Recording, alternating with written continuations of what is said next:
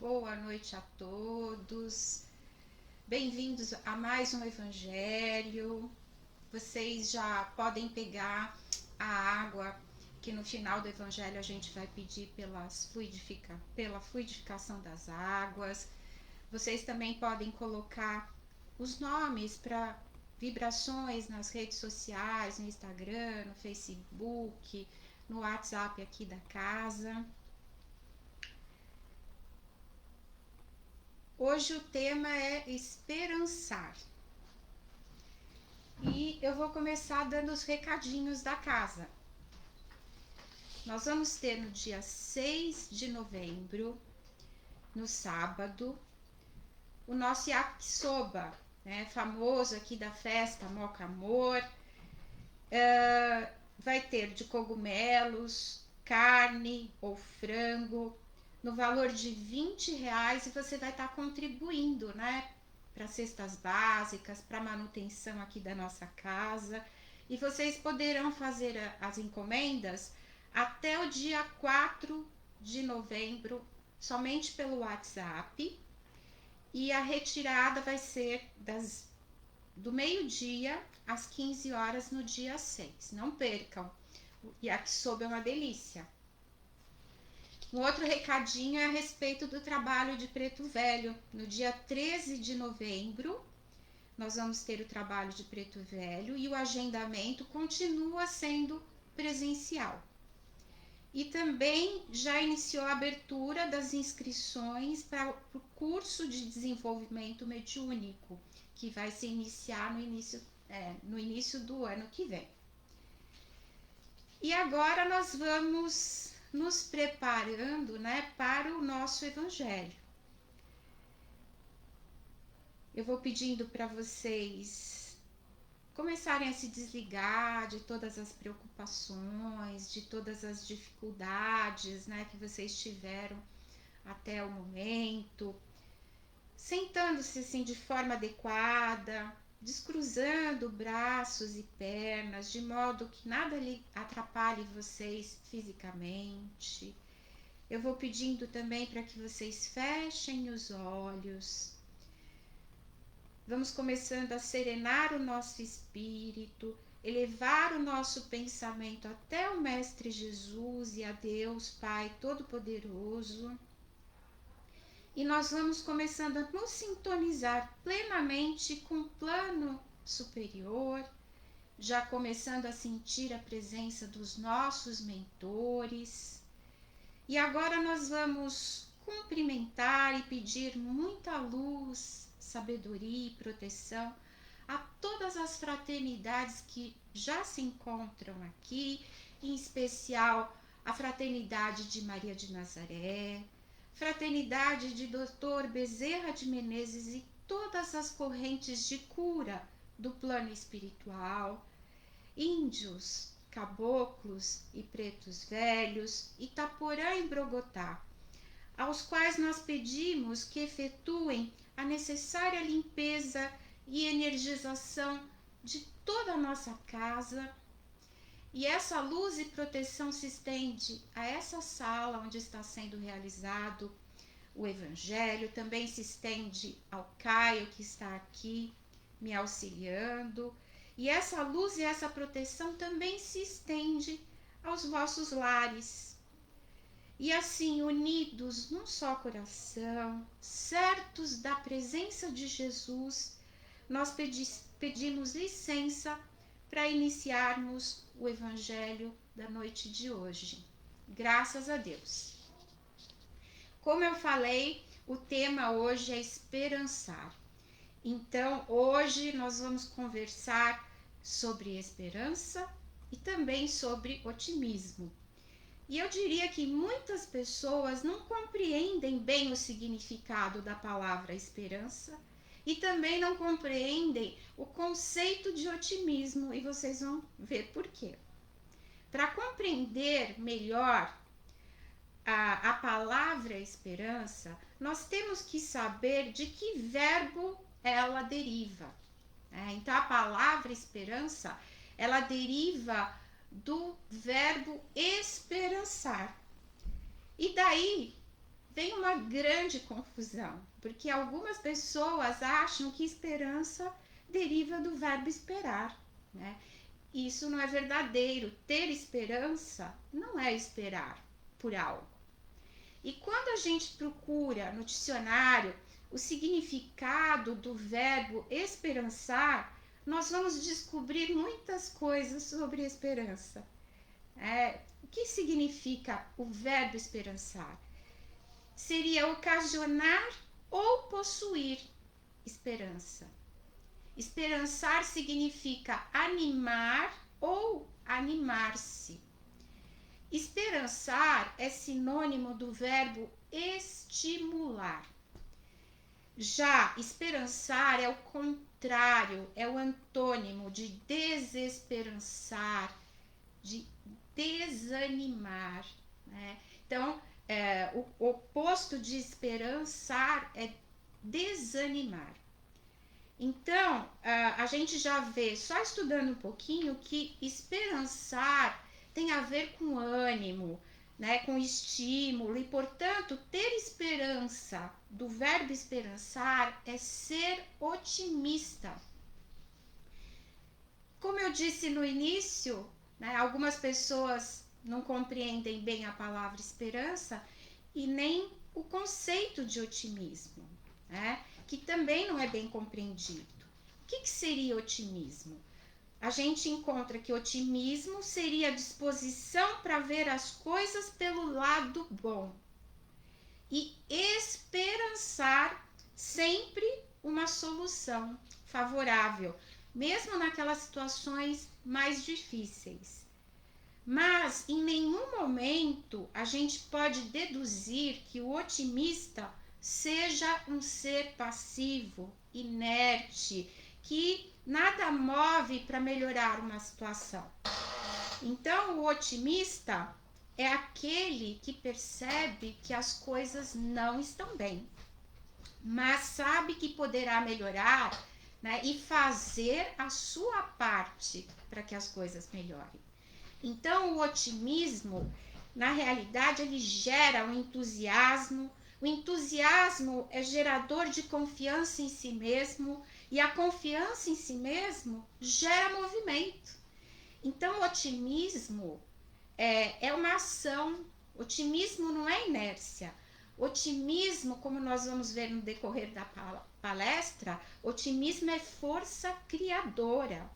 Então, dessa forma, fica fácil a gente deduzir que se alguém pode mudar o mundo para melhor, ele deve primeiro acreditar que o mundo pode ser melhorado. E esse alguém só pode ser um otimista. Jamais um pessimista vai mudar o mundo, porque considera o mundo péssimo. Então, o mundo só será transformado por pessoas otimistas, por pessoas que acreditam em um mundo melhor, por otimistas que vão ajudar na construção de um mundo melhor, né? Que esperançam um mundo melhor. Então, esperançar é almejar, sonhar, buscar, agir, ou seja, é o contrário, é o oposto de esperar passivamente. Então, quando nós estamos sem forças, nós precisamos ter esperança, que é diferente de ficar esperando. Então, esperançar é sonhar, é definir o que se quer e como irá alcançar. Então, esperançar passa a ser uma força que nos torna resilientes. E eu trouxe para vocês um trecho retirado do livro Educação e Esperança, de Paulo Freire. Acho que todo mundo vai entender o que é esperançar. Ele diz assim: é preciso ter esperança, mas ter esperança do verbo esperançar, porque tem gente que tem esperança do verbo esperar, e esperança do verbo esperar não é esperança, é espera. Esperançar é se levantar, esperançar é ir atrás, esperançar é construir, Esperançar é não desistir. Esperançar é levar adiante. Esperançar é juntar-se com outros para fazer de outro modo. Então, acho que ficou bem claro que esperançar é ação, é trabalho, é construção. Aí eu tenho uma pergunta para vocês. Onde nasce a esperança? E nós vamos encontrar esta resposta no Evangelho segundo o Espiritismo, no capítulo 19, a fé que transporta montanhas. E lá nós vamos encontrar um texto, que eu trouxe aqui só um trechinho, que fala que a fé, mãe da esperança e da caridade. Para que ela seja proveitosa, ela tem que ser ativa, né?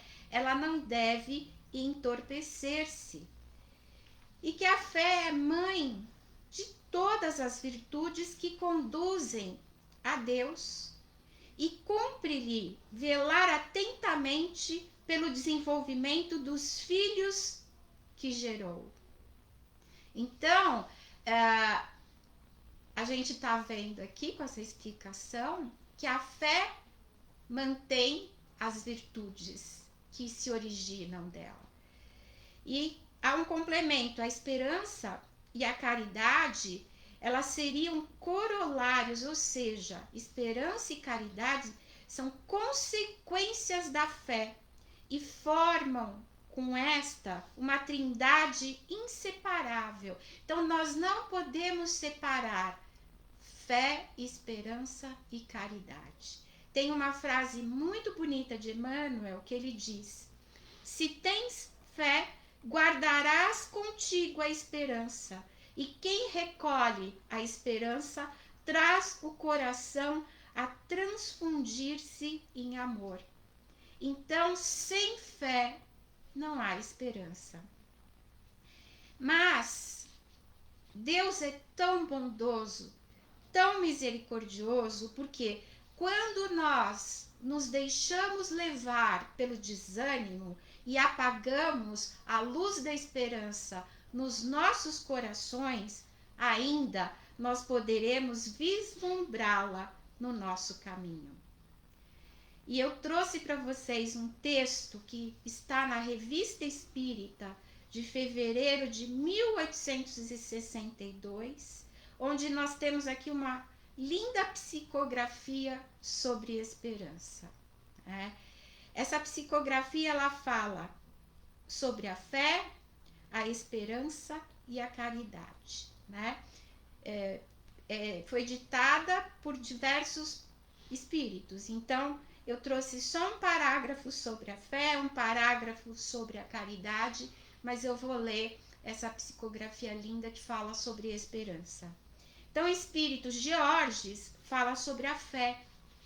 Ele fala: sou a irmã mais velha da esperança e da caridade. Chamo-me fé. Sou grande e forte. Aquele que me possui não teme nem o ferro, nem o fogo, e é a prova de todos os sofrimentos físicos e morais. O bispo de Argel fala sobre a caridade. Segui-me, meus fiéis, eu sou a caridade. Segui-me, conheço todos os infortúnios, todas as dores, todos os sofrimentos, todas as aflições que assediam a humanidade. E o espírito Felícia, que seria a filha de um dos médiuns, falou sobre a esperança. E ela fala de uma forma poética. Poeticamente, ela nos aponta onde reacender a chama da esperança. Meu nome é Esperança.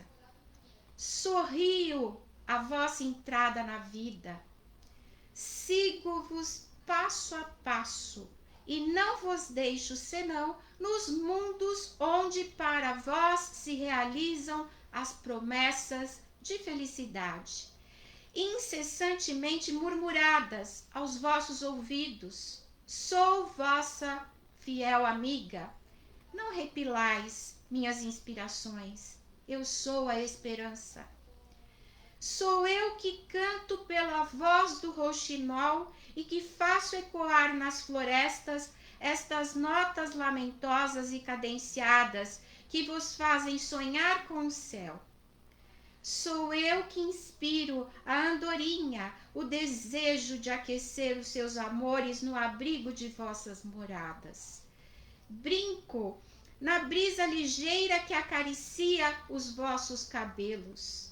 Espalho aos vossos pés o suave perfume das flores dos vossos jardins. E quão pouco pensais nessa amiga que vos é tão devotada. Não arrepilais, é a esperança.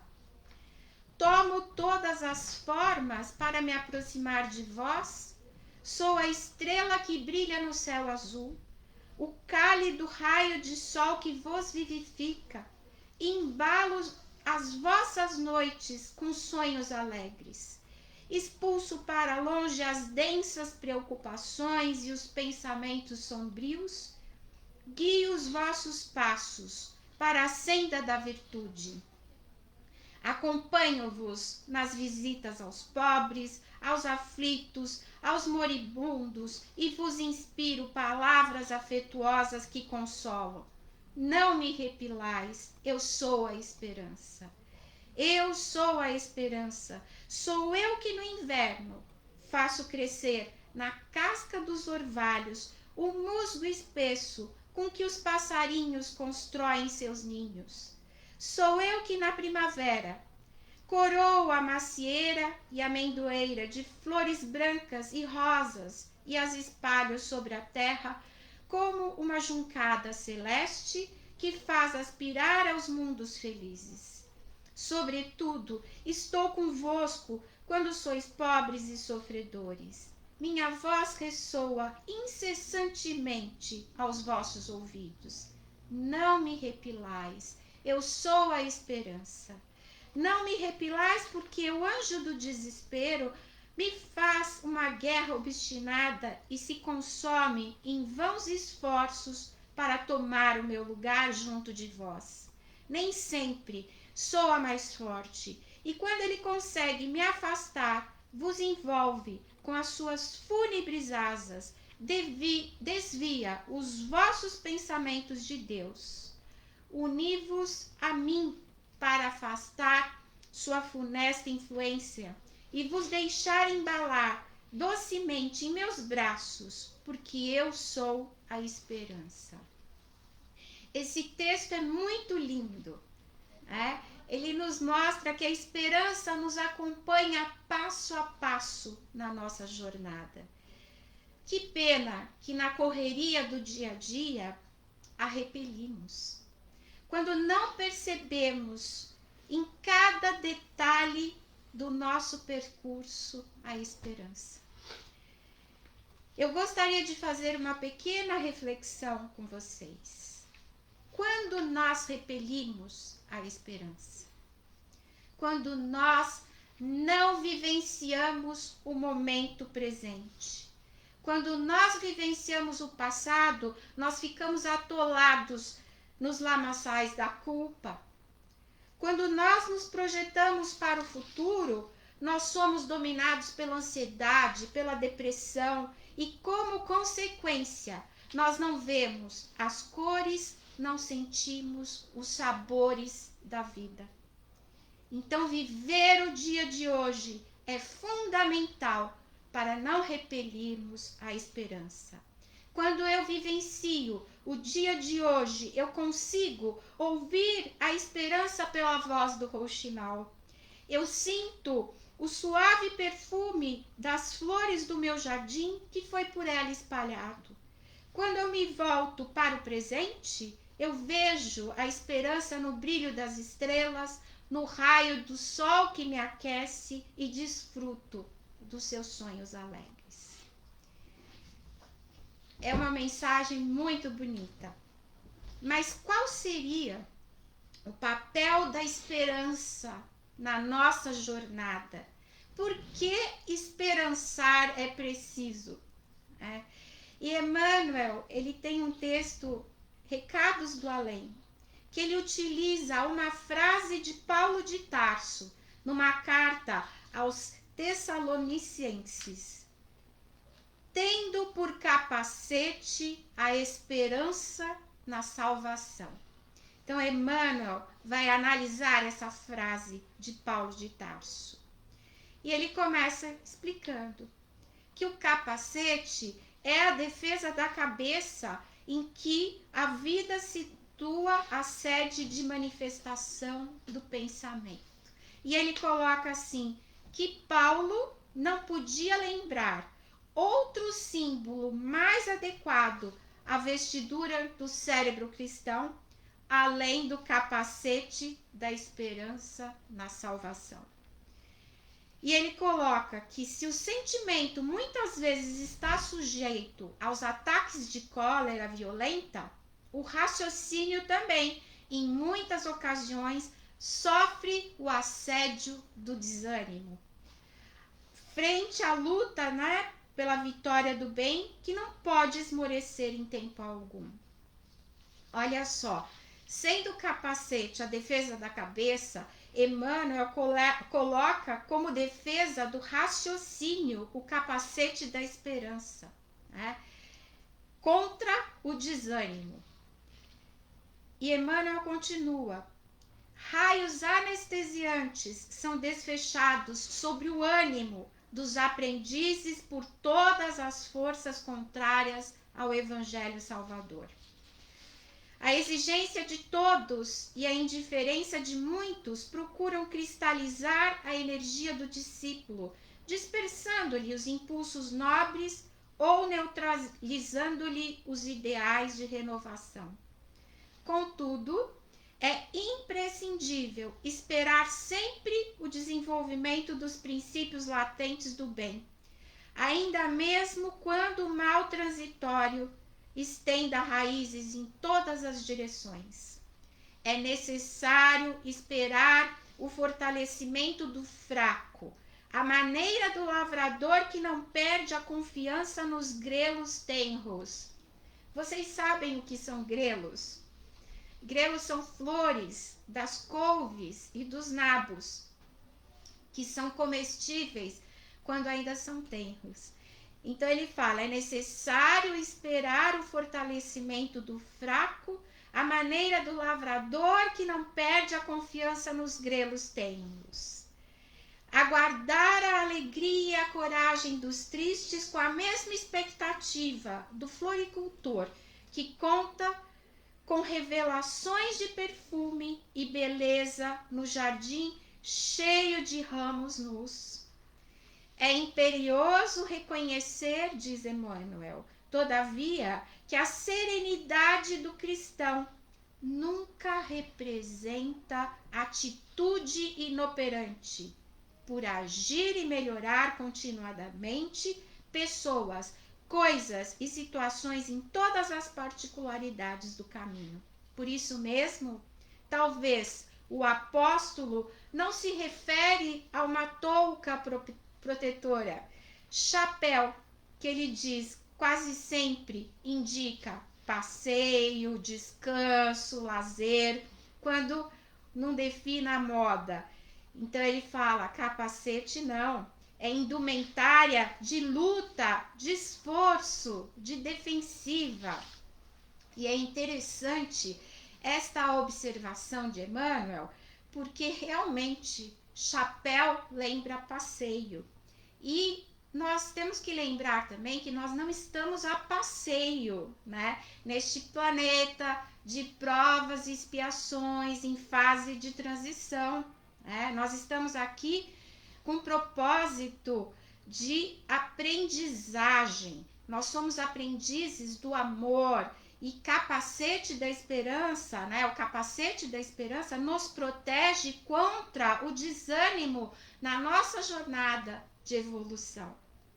E ele conclui o texto. E o discípulo de Jesus é um combatente efetivo contra o mal, que não dispõe de muito tempo para cogitar de si mesmo, nem pode exigir demasiado repouso, quando sabe que o próprio Mestre permanece em trabalho ativo e edificante. Resguardemos, pois, o nosso pensamento com o capacete da esperança fiel e prossigamos para a vitória suprema do bem. Então, nós temos que entender que nós somos discípulos de Jesus, os trabalhadores da última hora, e nós precisamos do capacete da esperança para trabalharmos na vinha do Senhor. Né? Esse texto de Emmanuel está no livro Estude e Viva, por ele e André Luiz, psicografia de Chico Xavier e de Valdo Vieira. Então, esperançar é lutar, é proteger-se contra as investidas do mal. Esperançar é trabalhar na senda do bem. Esperançar é salvar-se, mas não é um salvar-se numa concepção egoísta. E eu trouxe aqui uma frase de Bezerra de Menezes para nós refletirmos, que ele diz que solidários nós seremos união, que separados uns dos outros seremos apenas pontos de vista. Então, no texto a seguir, que eu vou ler para vocês, nós vamos ver claramente a importância de esperançar, não só do ponto de vista individual, como também de um ponto de vista coletivo, porque esperançar é contagiante. Eu vou dar um spoiler aqui do texto, que fique o alerta que desanimar também é contagiante. Então, a história que eu vou contar hoje está no livro Jesus no Lar, psicografia de Chico Xavier pelo espírito Neio Lúcio. O texto chama-se O Santo Desiludido. Então, preste atenção que nós vamos ter muitos ensinamentos nesse texto.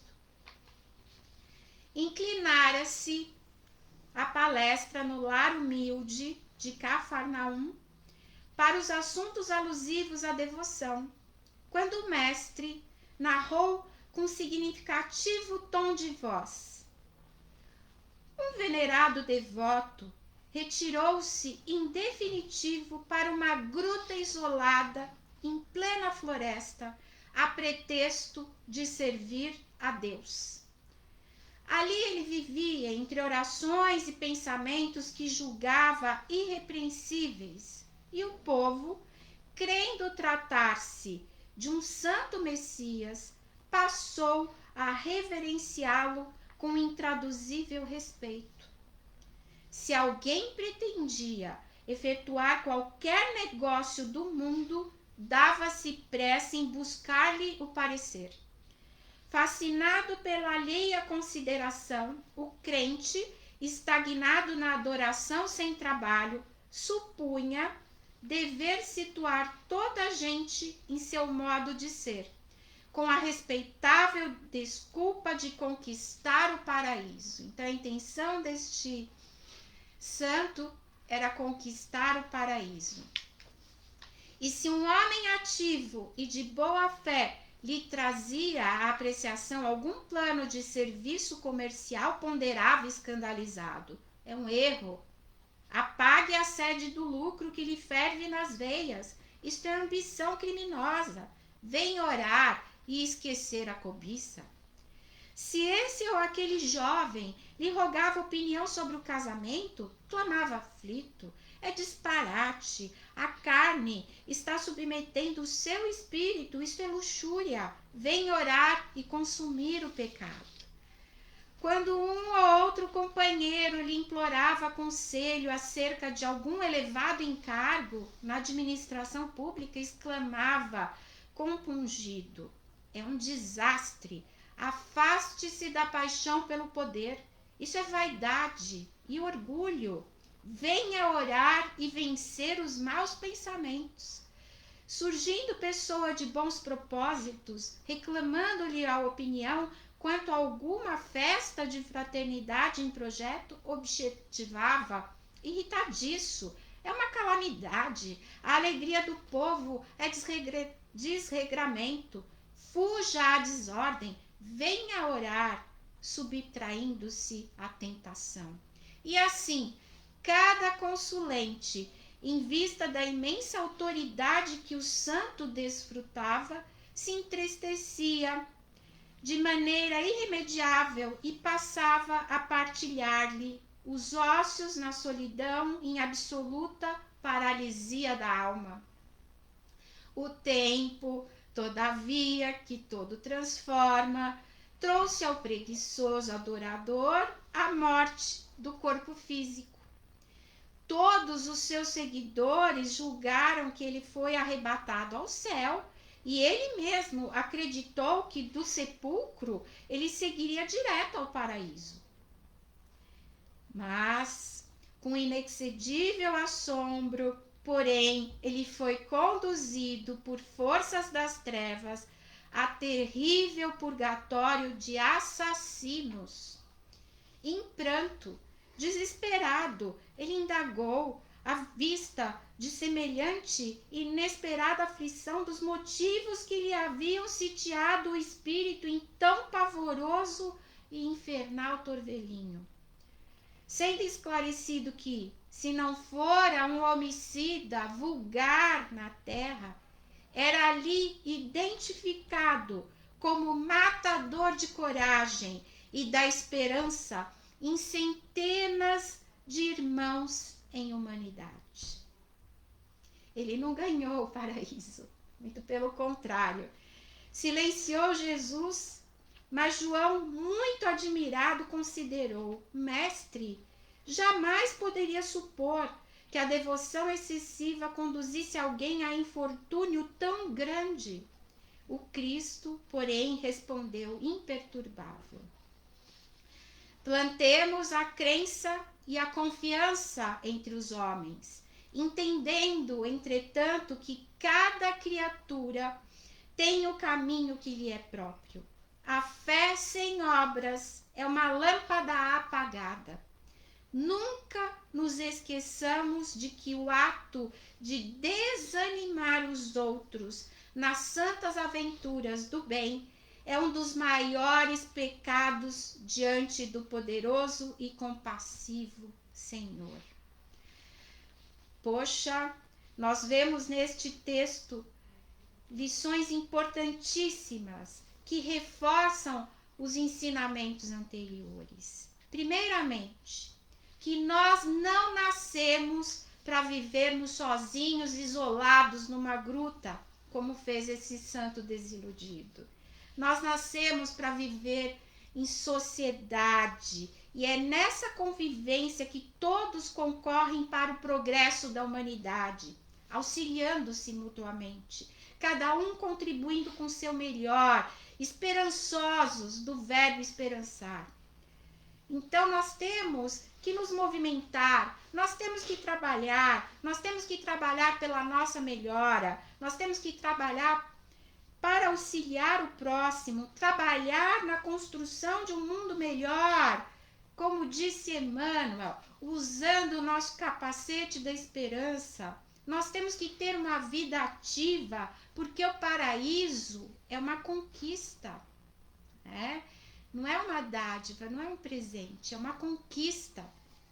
Então nós temos que esperançar com luta, esperançar com trabalho, esperançar com otimismo.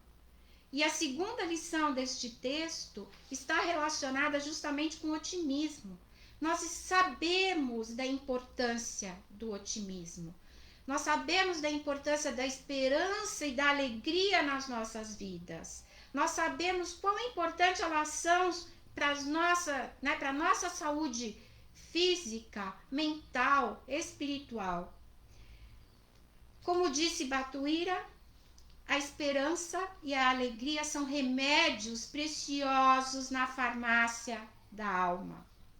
Mas, por outro lado, nós temos uma grande surpresa neste texto, né? O desânimo é contagiante e nós somos responsáveis por cada pessoa que inviabilizou os seus projetos com o nosso desânimo.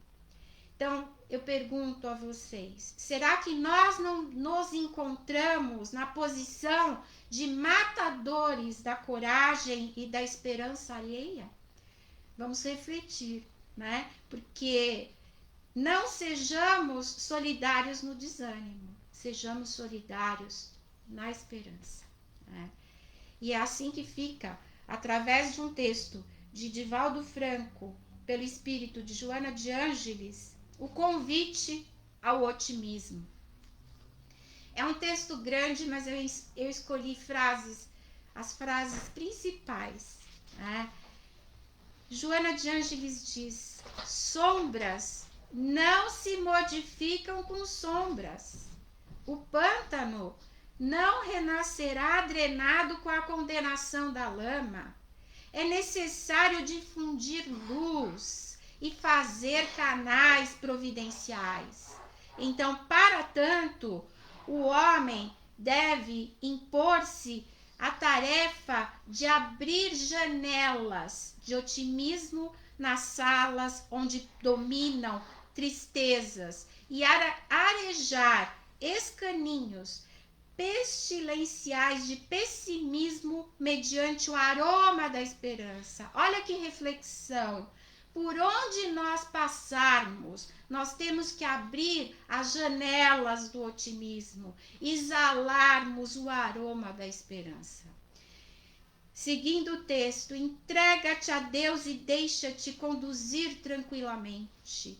Otimismo é estímulo para o trabalho, vigor para a luta, saúde para a doença das paisagens espirituais e luz para as densas trevas que se demoram em vitória momentânea.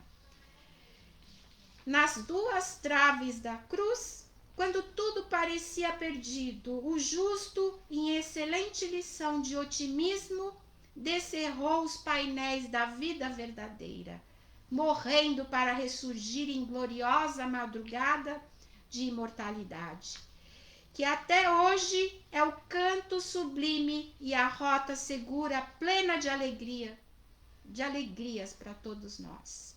Então nós temos que compreender que a missão de todos nós na transição do planeta é espargir, é disseminar luz, é semear esperança, seguindo o exemplo de otimismo de Jesus. E tem um texto de André Luiz também que vai nos trazer preciosas lições, que chama-se Semeadores de Esperança. E ele começa o texto falando que possivelmente nós não tenhamos ainda pensado, né, no verbo formoso e grave que todos nós somos chamados: criar para o progresso. Ele fala: o Criador, ao dotar-nos de razão, a nós, criaturas, conferiu-nos o poder de imaginar, promover, originar, produzir. E olha só a reflexão de André Luiz. Ele diz o seguinte, que todos, né, se referem frequentemente à lei de causa e efeito. E que todos nós sabemos como ela funciona com termos, né, exatos. Mas olha a observação que ele faz, tão verdadeira. Utilizamo-la quase sempre, tão só para justificar sofrimentos, esquecendo-lhe a possibilidade de estabelecer alegrias. Isso é verdadeiro. Todas as vezes que nós vemos o mal, nós já pensamos, né, na lei da causa e do efeito, né? Ação e reação. Mas nós nunca pensamos nessa lei no sentido do bem. Todo bem vai ter uma reação boa. E ele complementa: causamos isso ou aquilo, geramos acontecimentos determinados, experimentemos essa força que nos é peculiar na formação de circunstâncias favoráveis aos homens. O bem vai gerar o bem, né? Então, olha só, ele faz uma comparação com as coisas materiais.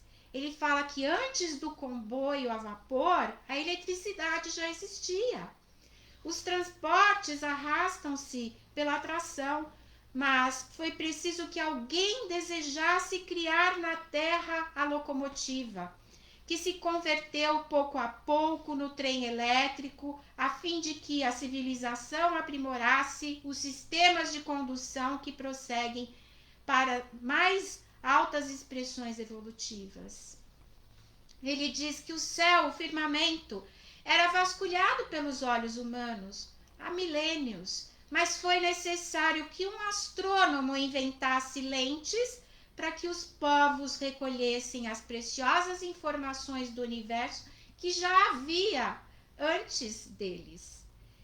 E ele fala que o princípio é idêntico para a vida moral, né? Nós precisamos hoje e em toda parte dos criadores de harmonia doméstica e social, dos desenhistas de pensamentos certos, dos escultores de boas obras, e que o tempo nos ensinará a entender a necessidade básica de se criarem condições para o entendimento mútuo, como já se estabeleceram normas para o trânsito fácil do automóvel. Ele nos aconselha, inventa em tua existência soluções de conforto, suscita motivos de paz, traça diretrizes de melhoria, faze o que ainda não foi aproveitado na realização da riqueza íntima de todos. E ele fala, provavelmente, estamos na atualidade em estágio obscuro de lições, sob a atuação imperiosa de ações passadas. Mas não nos será correto esquecer que nós somos inteligências com raciocínio claro e que se antigamente nos foi possível colocar em ação as causas que neste momento e neste local nos infelicitam, retemos conosco a sublime faculdade de idear, planejar e construir. Hajamos na construtividade de Jesus, sejamos semeadores de esperança. E para finalizar, né, para nós concluirmos este tema, eu trouxe para vocês um trecho que vocês vão entender por que eu trouxe um trecho deste livro, chamado Brasil, Coração do Mundo, Pátria do Evangelho. Uma psicografia de Chico Xavier pelo espírito Humberto de Campos. Esse livro traz um resumo, uma narrativa da história do Brasil, desde o seu descobrimento até o início do século XX, mas pelo ponto de vista da espiritualidade. Então, quem gosta de estudar o espiritismo e quem gosta de história, esse livro é muito interessante. Então, neste livro tem a explicação, né, por que Jesus teria escolhido essa terra bendita e maravilhosa para transplantar a árvore do seu evangelho, onde seria formada a alma coletiva de um povo bem-aventurado por sua mansidão e fraternidade com o auxílio do anjo Ismael. E eu trouxe para vocês um parágrafo em que Jesus convida seu discípulo Longinos para uma importante missão. Vocês sabem quem foi Longinos? Longinos foi aquele centurião romano que perfurou com a lança o tórax de Jesus na crucificação. Na crucificação, eles costumavam quebrar as pernas, né, dos crucificados para acelerar a morte. E Longinos suspeitava que Jesus já estava morto, então ele confirma a sua morte perfurando o seu tórax. E dizem que quando ele perfurou o tórax de Jesus, o líquido que saiu do seu ferimento respingou em seu rosto e ele foi curado de um problema grave de visão. E a partir deste momento, ele se converteu ao cristianismo. Então, vamos à conversa, né, de Jesus com Longinos. Qual seria a missão de Longinos? Jesus fala: Longinos, entre as nações do orbe terrestre, organizei o Brasil como o coração do mundo. Minha assistência misericordiosa tem velado constantemente pelos seus destinos e, inspirando a Ismael e seus companheiros do infinito, consegui evitar que a pilhagem das nações ricas e poderosas fragmentasse o seu vasto território, cuja configuração geográfica representa o órgão do sentimento no planeta, como um coração que deverá pulsar pela paz indestrutível e pela solidariedade coletiva e cuja evolução terá de dispensar, logicamente, a presença contínua dos meus emissários para a solução dos seus problemas de ordem geral. E ele comenta: bem sabes que os povos têm a sua maioridade como os indivíduos. E se bem não os percam de vista os gênios tutelares do mundo espiritual, faça mister se lhes outorgue toda a liberdade de ação a fim de aferirmos o aproveitamento das lições que lhes foram prodigalizadas. E é assim que Longinos aceita a missão e ele reencarna na família nobre portuguesa. Ele foi Dom Pedro II. Vocês viram a frase que Jesus fala: os povos têm a sua maioridade como os indivíduos. E foi no dia 15 de novembro de 1889, com a proclamação da República, que o Brasil atingiu a sua maioridade coletiva.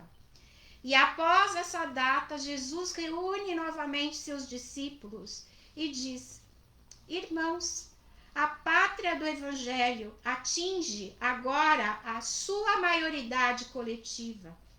Profundas transições assinalarão a existência social e política. Uma nação que alcança a sua maioridade é a responsável legítima e direta por todos os atos comuns que pratica, no concerto dos povos do planeta. À maneira dos indivíduos, as pátrias têm igualmente direito à mais ampla liberdade de ação, uma vez atingido o plano dos seus raciocínios próprios. Acompanharemos indiretamente o Brasil, onde as sementes do Evangelho foram jorradas a mãos cheias, a fim de que o seu povo generoso e fraternal possa inscrever mais tarde a sua gloriosa missão espiritual nas mais belas páginas da civilização, em o livro de ouro dos progressos do mundo.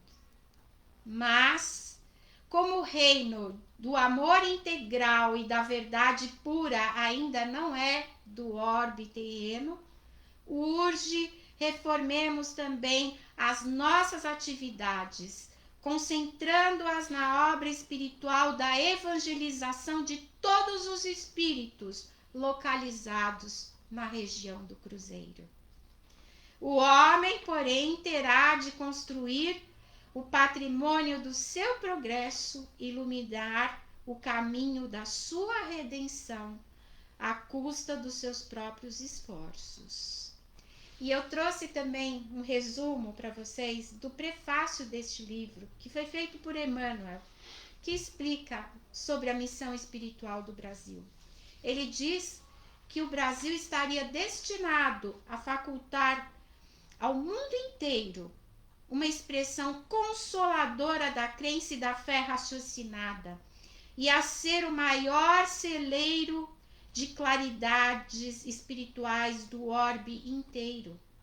E se outros povos atestaram o progresso pelas expressões materializadas e transitórias, o Brasil terá a sua expressão imortal na vida do espírito, representando a fonte de um pensamento novo, sem as ideologias de separatividade e inundando todos os campos das atividades humanas com uma nova luz, né?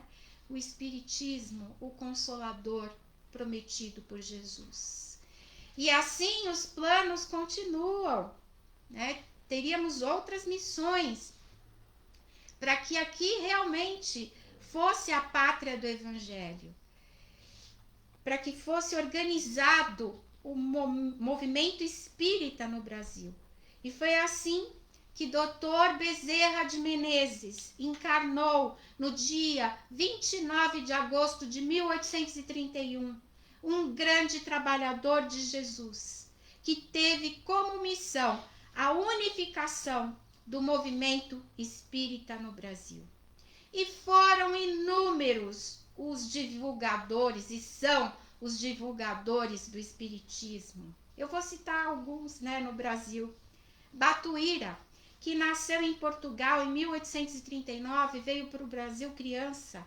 Ele criou grupos e centros espíritas em São Paulo, Minas Gerais, Rio de Janeiro, os quais animava e assistia. Realizou conferências sobre diversos temas doutrinários em inúmeras cidades de vários estados, ocasião que também visitava e curava irmãos sofredores. Ele distribuiu milhares de livros pelo interior do país. Eurípides Barçanufo, fundador do Colégio Espírita Allan Kardec em 1907. Amélia Rodrigues, poetisa, educadora. Cair Bar Schutel, que nasceu em 1868, foi o primeiro a divulgar a doutrina espírita no rádio. Escreveu livros, jornais, ele fundou a editora O Clarim.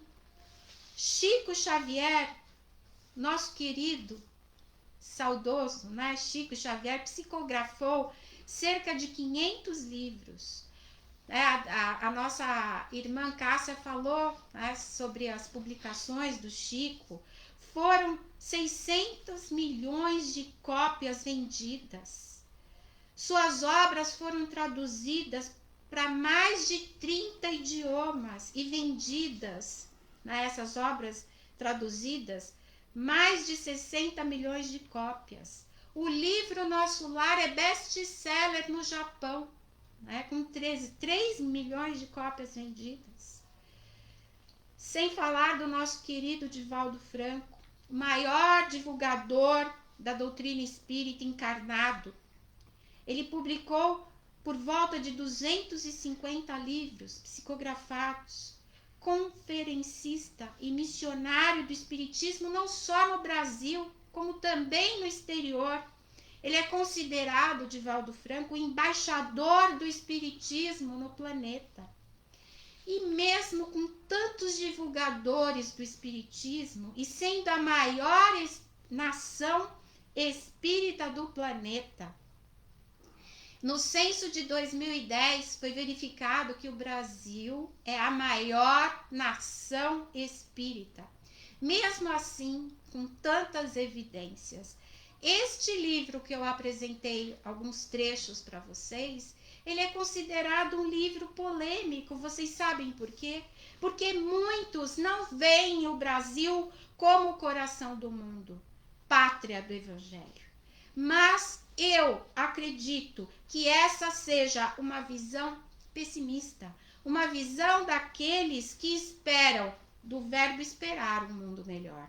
Então fica na noite de hoje o convite otimista, né? De olharmos para o nosso país como o coração do mundo, a pátria do Evangelho, com o entendimento de que o otimismo não é passividade, otimismo não é inércia.